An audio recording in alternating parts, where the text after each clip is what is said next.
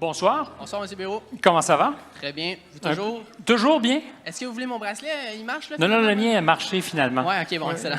Il a quelqu'un qui l'a ranimé.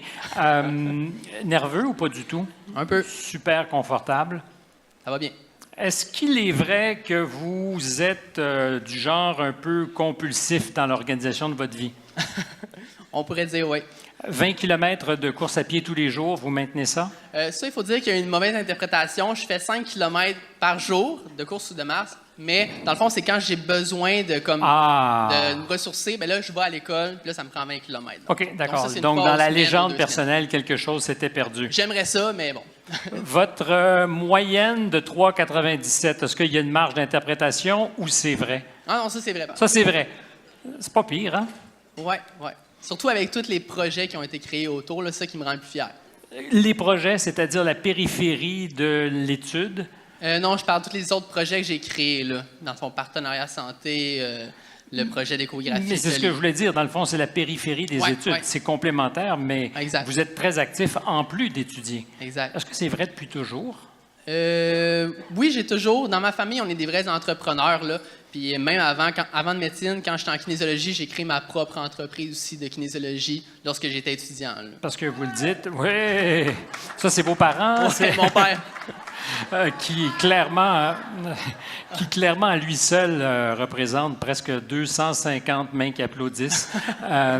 Mais c'est bon quand on a ça dans son équipe. Oui, oui. Ça peut être gênant aussi, mais on ne dira pas. Non, monsieur, c'était une blague. Je veux un père comme vous. Là, c'est le drapeau blanc. Il veut peut-être qu'on arrête les hostilités.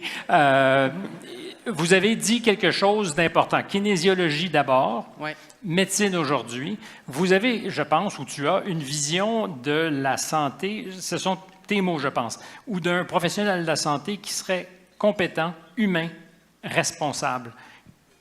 Qu'est-ce que ça signifie dans ta vie de dire « je serai toutes ces choses en même temps ». On présume que c'est une évidence, mais s'il faut le dire, c'est que ce n'est pas une évidence. Oui, mais exact. C'est sûr qu'il faut qu'on soit compétent, n'importe quel professionnel de la santé, mais je pense qu'on a une responsabilité, on a un contrat envers la société. Puis moi, je voulais le faire justement en m'engageant là, dans plein de projets qui vont pouvoir avoir un impact, là, un impact majeur. Là. Alors, le principal projet, on pourrait dire que c'est Partenariat Santé, peut-être?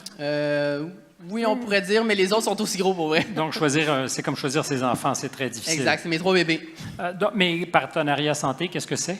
C'est un organisme communautaire que j'ai créé il y a 3 ans. Le but, c'était de mobiliser tous les étudiants des sciences de la santé de l'Université Laval puis de faire des séances de prévention. Donc, ce qu'on fait concrètement, c'est des séances dans la communauté où on évalue, dépiste les facteurs de risque de la maladie cardiovasculaire. Parce qu'il faut dire là, que la mortalité cardiovasculaire, c'est la 2e cause de mortalité au monde. Donc, on les dépiste par une évaluation. Et après ça, les étudiants, ce qui est le plus beau, c'est qu'ils rencontrent pendant 15 minutes. Puis là, le but, c'est vraiment de les aider dans leur processus de cheminement pour adopter des saines habitudes de vie, d'être en meilleure santé. Puis ça marche. Là, on a rencontré 1000 personnes depuis 3 ans. Puis on a dépisté plus de 70 personnes qui avaient des tensions super élevées. On a même référé une personne qui avait un infarctus du myocarde. Ils l'ont ponté à l'hôpital Laval là, quelques heures après qu'on l'a dépisté à notre séance. Là. C'est pas le stress du dépistage qui a engendré... Non, dans le fond, sa tension était élevée. Elle a rencontré notre médecin superviseur qui fait les séances gratuitement, bénévolement. Puis là, après le questionnaire, ils se sont rendus compte là, qu'il y avait une évaluation qui devait être faite. L'évaluation a été faite. On s'est rendu compte qu'elle était déjà bouchée depuis plusieurs temps déjà. Là, on parle de l'artère, évidemment. Oui, excusez-moi si c'est pas clair. Mais non, c'est très clair. Merci beaucoup. Merci beaucoup. Très apprécié.